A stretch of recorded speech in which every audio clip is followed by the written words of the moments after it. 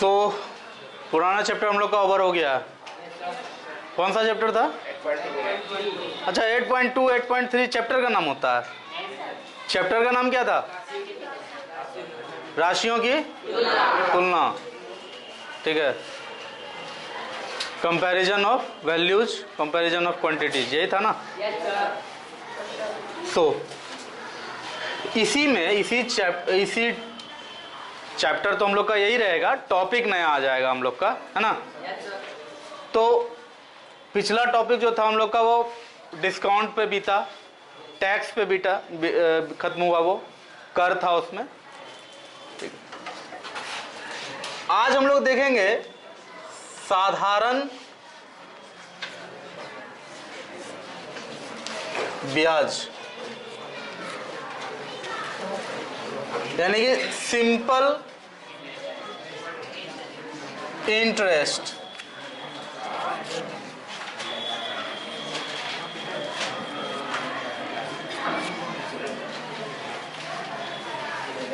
देखो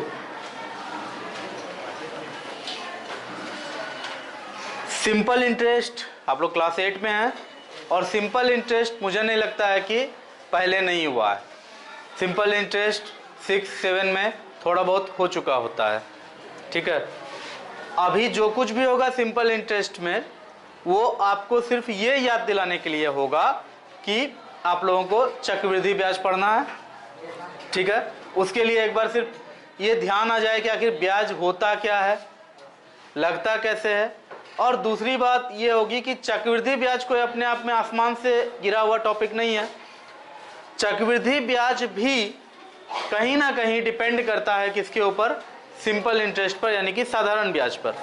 ठीक है, और सबसे इंपॉर्टेंट बात, चाहे वो चक्रवृद्धि ब्याज हो, चाहे वो साधारण ब्याज हो, चाहे वो डिस्काउंट हो, चाहे वो प्रॉफिट परसेंटेज हो, लॉस हो, लाभ हानि, जो भी आपने पढ़ा, बट्टा पढ़ा, डिस्काउंट, उसके बाद आपने कर पढ़ा था, टैक्स, जो कुछ भी आपने पढ़ा उसमें आप लोग सबने देखा है कि प्रतिशत यानी परसेंटेज का बहुत बड़ा रोल होता है।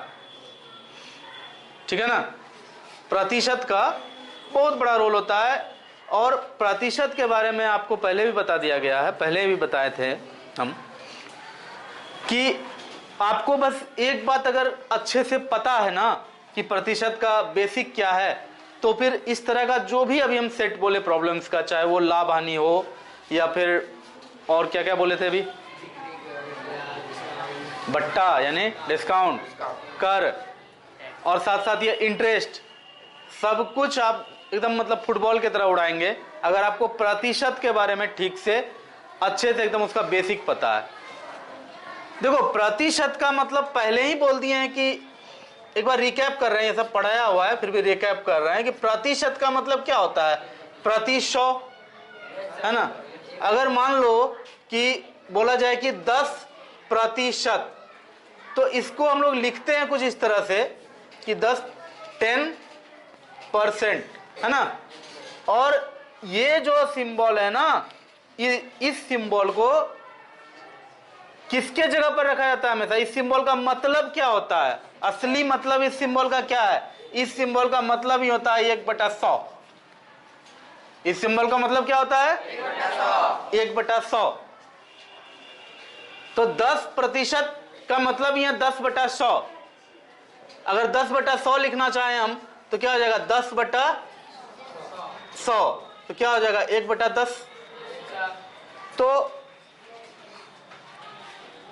अब यहां पर देखो, बहुत लोग बोलेगा कि सर 10% को लेके चले थे 10%, इसको आप लेके पहुंच गए 1/10, ये लिखने का मतलब क्या है फिर?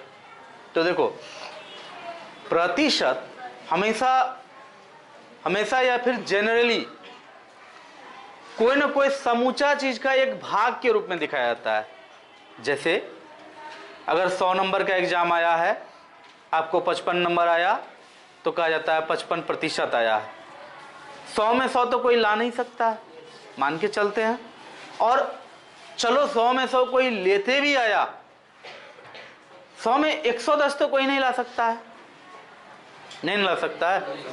तो एक बात हमेशा याद रखना कि प्रतिशत एक ऐसा चीज है जो जनरली, ठीक है ना, जनरली फ्रैक्शन के रूप में होता है। फ्रैक्शन के रूप में, फ्रैक्शन को ही दिखाने का दूसरा तरीका है प्रतिशत। भिन्न को दिखाने का दूसरा तरीका, फ्रैक्शन मतलब भिन्न, भिन्न को दिखाने का एक तरीका है प्रतिशत। प्रतिशत कुछ नहीं है, भिन्न का एक भाग, भिन्न का एक दूसरा रूप है। अब तुम यहां देखो कैसे, तुम सबको पता है कि 10% का मतलब क्या हुआ, तो 100 रुपया में कितना रुपया, 100 रुपया का कितना, मतलब 100 रुपया का अगर 10% तुमसे मांगेंगे, तुम कितना दोगे, 10 रुपया दोगे। और ऐसे भी देखो 100 रुपया का 1/10 कितना होगा, 100 रुपया का 1/10वां हिस्सा क्या होगा,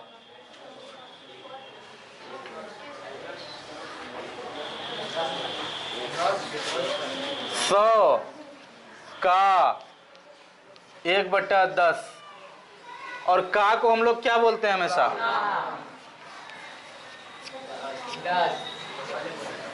क्लास 8 में पढ़ते हो और इतना लेट करते हो। सीधी सी बात है, अगर 100 रुपया को 10 बराबर भाग में बांटे, यानी 10 टकिया कैट होगा 100 रुपया में 10 होगा, तो इसलिए 100 का 1/10 कितना आएगा, 10, और 100 का 10% कितना होता है, 10। तो फ्रैक्शन और प्रतिशत कोई खास अलग अलग चीज नहीं है, मिला जुला के एक ही है। खैर चीज़ों को ज़्यादा कॉम्प्लिकेट नहीं करेंगे, बस तुमको बता दिए कि 5 क्लास 4 क्लास में जो भिन्न का जोड़ आपने पढ़ा था, भिन्न जो आपने सीखा था, तो प्रतिशत उससे कोई बहुत अलग चीज़ नहीं है, लगभग लगभग उसी तरह का चीज़ है। अब थोड़ा सा और आगे बढ़ते हैं प्रतिशत के ही खेल में।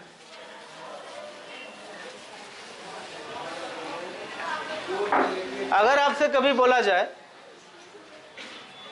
मतलब क्विक कैलकुलेशन कैसे करोगे, बोलेगा 470 का 3% कितना होगा, जल्दी बोलो, तो 470 का 3%, तो तुरंत तुमको क्या करना है, एकदम ज्यादा बात फॉर्मूला कुछ नहीं रट्टा मारना है, सीधा जो क्वेश्चन आया है उसी पे काम करो। 470 का मतलब होता है गुना 3, और ये इस सिंबल के बारे में क्या बताए हुए हैं, इस सिंबल को कितना लिखा जाता है, 1/100। हो गया, बन गया आंसर, एक यहां कट जाएगा। उसके बाद थोड़ा सा कैलकुलेशन है, कितना होगा, 3 से 21 का एक हाथ में रहा 2, 3 चौके 12 2, यानी कि 14.1। 470 का 3% कितना होगा, 14.1। तो ये जो निकाले हम लोग, इसमें कोई भी क्या फॉर्मूला रट्टा मारे हैं क्या, प्रतिशत अक्सर आपको ऐसा कहा जाएगा कि इतना में मतलब फुल होगा, कुछ ना कुछ बोलेगा कि एक स्कूल में एग्जाम हुआ, फुल मार्क्स 720 था, अगर रमेश को 35% मार्क्स आया तो कितना मार्क्स आया उसको बताओ, अंकों में बताओ मार्क्स कितना आया। तो 720 फुल मार्क्स है, कितना आया है रमेश को, 35%।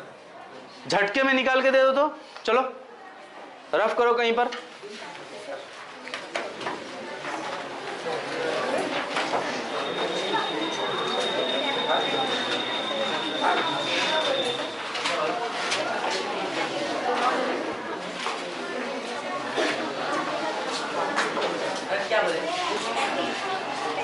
एग्जाम में फुल मार्क्स 720 है और रमेश को उसमें से 35% आया है। आपको बताना है एग्जैक्टली रमेश को आया कितना मार्क्स है, 252। एग्जैक्टली एकदम सही है, सारे लोग बोल रहे हो तो शायद सही होगा।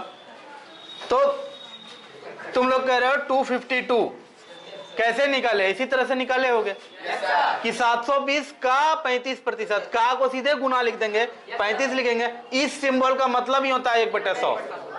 और अब जब इस सिंबल का मतलब 1/100 बोल दिए हैं, ऐसा जरूरी नहीं है, लेकिन फिर भी चलो मन कर रहा है बोलने का, बोल देते हैं। जरूरी तुम लोगों को पड़ेगा शायद आगे चल के कोई कंपटीशन का तैयारी करोगे ना उस समय, कि इसका मतलब तो होता है 1/100, है ना, कोई भी चीज का 100वां हिस्सा, है ना। इसका मतलब होता है 1/1000। इसका मतलब होता है 1/10,000। तो ये चलता रहता है, तो ठीक है, कोई खास बात नहीं है। तो मतलब इस सिंबल को हमेशा चीजों को सिंपल करने के लिए लिखा गया है। ये 1/100 हमेशा नहीं कैरी हो सकता था, तो इसको एक संकेत दे दिया गया, वही है ये। ठीक है, तो हम लोग एक बार रिवाइज कर लिए हैं प्रतिशत को, आगे बढ़े। अब आ जाओ अब सिंपल इंटरेस्ट पर। देखो,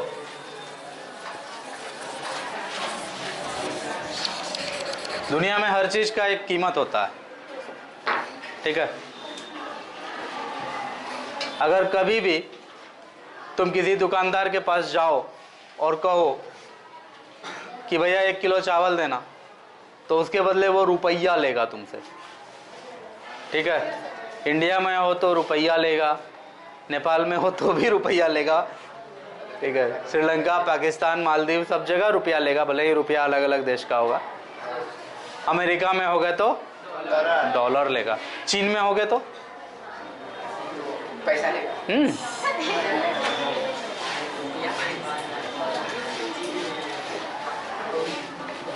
चीन में हो गए तो क्या लेगा? रेनमिनबी लेगा, रेनमिनबी। और 2 करेंसी चलता है चीन में, ठीक है। पता करना दूसरा क्या है, कल पूछेंगे फिर से। तो वही बात है कि सामान का अपना एक कीमत होता है। अगर किसी को रहने के लिए घर नहीं है और वो प्रॉपर शरीफ आदमी है, तो ऐसा नहीं कि उसको घर नहीं मिलेगा, घर इजीली मिल जाएगा, घर मिलने में कोई दिक्कत नहीं होगा। घर मिलने में किसी तरह का कोई दिक्कत नहीं होगा, बशर्ते उसको जो घर मिलेगा उसमें जब वो रहेगा तो उसको क्या देना पड़ेगा? रेंट देना पड़ेगा, ठीक है।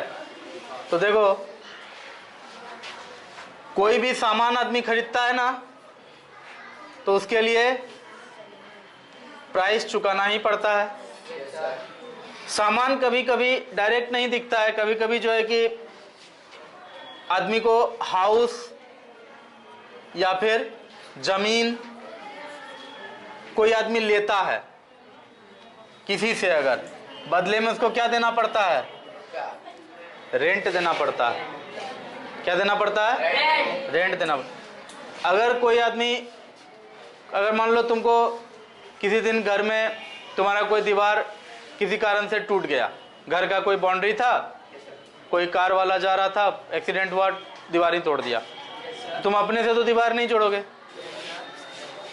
लेबर बुलाओगे, मिस्त्री बुलाओगे, वो लोग काम करके देगा, फ्री में करके देगा? क्या लेता है तब वो? लेबर जब काम करता है तो क्या लेता है?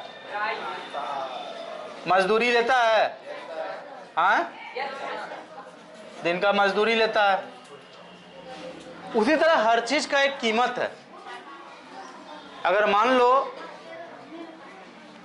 प्लीज कीप क्वाइट, कृपया शांति बनाए रखें, आप लोगों से विनती करते हैं। मेरा काम है आप लोगों को पढ़ाना, आप लोगों को तो कोई मतलब ही नहीं है पढ़ने लिखने से, ज़बरदस्ती पढ़ा रहे हैं। देखो अभी भी बोल रही है वो कुछ कुछ इम्पोर्टेंट बात। तो पढ़ाई लिखाई छोड़ के यही सब करें अब? चलो देखो यहाँ,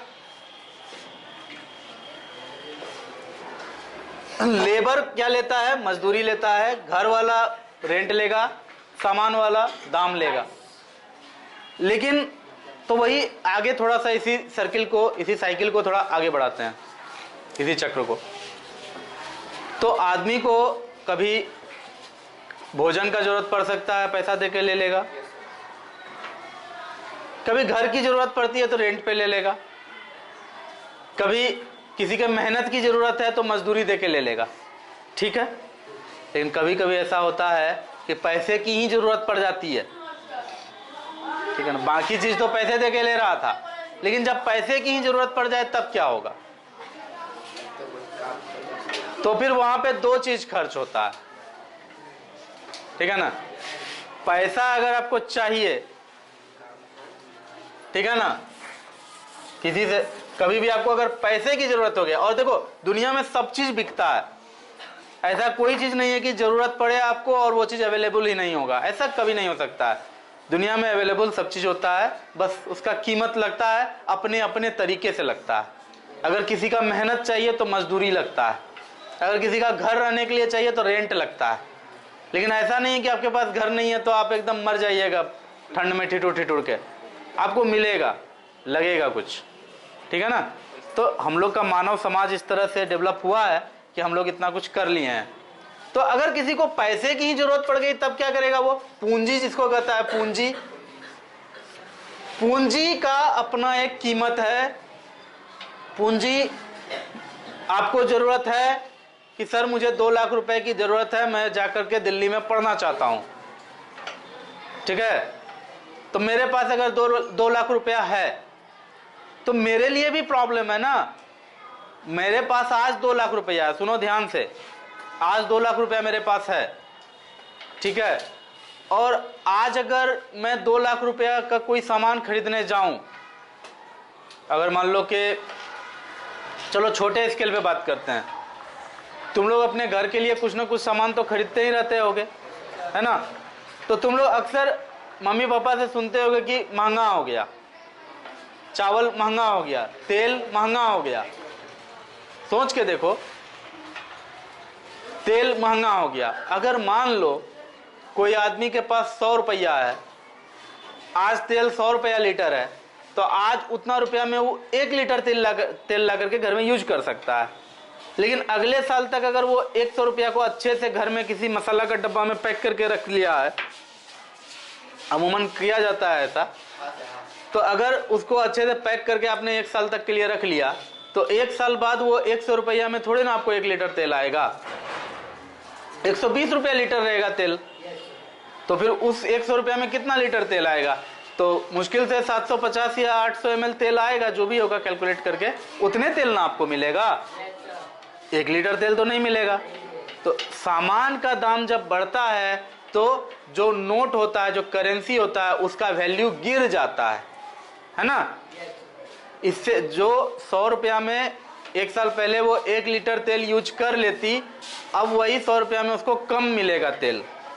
यानी कि पैसा को रखने से नुकसान हुआ, पैसा को घर में रखने से क्या हुआ? नुकसान हुआ। जितना चीज ले सकते थे उससे कम हम ले पा रहे हैं। तो इसीलिए जिसके पास पैसा होता है वो चाहता है कि हम अपना पैसा को कहीं ना कहीं ग्रो कराएं, क्योंकि ग्रो नहीं कराने पे तो ऐसे भी पैसा बेकार हो जाएगा कुछ साल बाद, ठीक है ना। आज से 6 साल पहले एक साइकिल खरीदे थे 2500 रुपए में, ठीक है ना।